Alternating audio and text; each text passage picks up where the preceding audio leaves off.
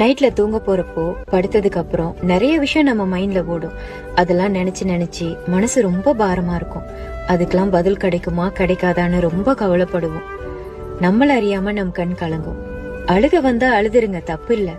மனசுலயே வச்சிருந்தாதான் தப்பு. ஒரு நாள் அழுகலாம், பல நாள் அதை நினைச்சு அழுக கூடாது.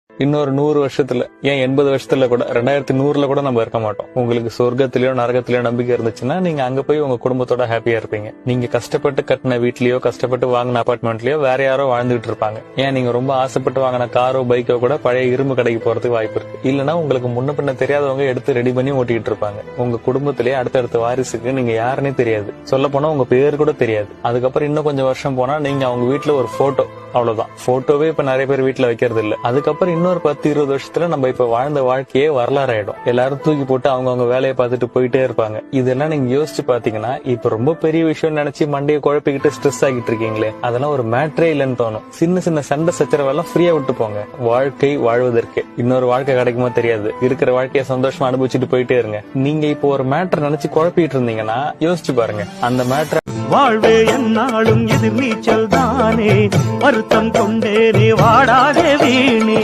என் பாட்டுதான் செல்வாக்கதான் எப்போதும் இங்கே உருவாக்குமே.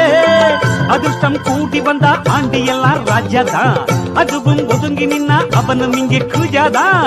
கவலையை நீக்குவோம், பறவை போல் வாழுவோம்.